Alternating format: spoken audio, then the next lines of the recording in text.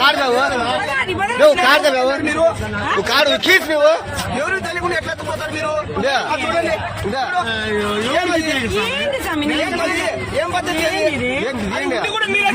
ఉండి కూడా మీరే తీసిండేది. ఉండి కూడా తీసి మా నాన్నకి తీసినారు మీరు. ఉండి కూడా మట్ట కురిపించారు మీరు. వినోద్ చెప్పినాడా? వినోద్ చెప్పినాడా?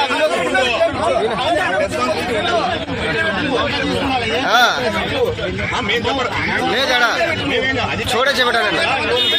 ఏ ఉండి కూడా చూడడానికి నా కొడుకులే, నా కొడుకులు ఇష్టాచారం, నా కొడుకులు వినోద్ చెప్పినారు కదా సార్. వినోద్ వస్తాను ఇంటికి వస్తాను. వినోద్ కాడు కాడు కీచ కీచ కాడు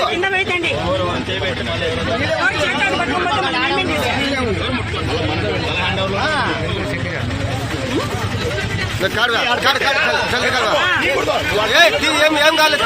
కాడు కాదు కాడు కాడు కాదు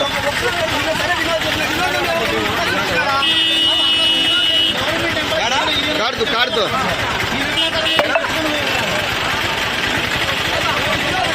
కాడుతూ కాడుతూ ఇది ఆడి గ్రామాల ఉండి కూడా చూడడానికి నావుడు లేదా?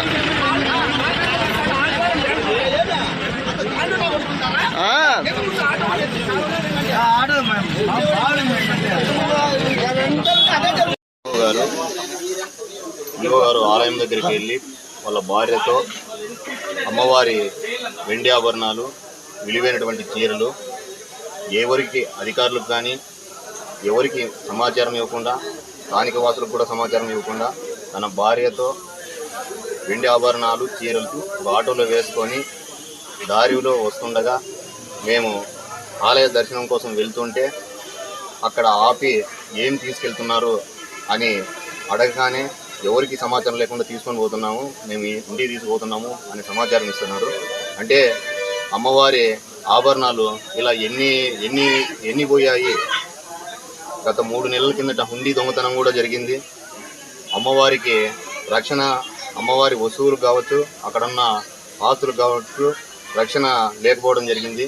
ఇప్పటికైనా దేవాదాయ శాఖ వారు ఖచ్చితంగా రక్షణ కల్పించి భక్తుల మనోభావాలు దెబ్బతినకుండా చూడాలని భక్తులుగా మేము కోరుకుంటున్నాం.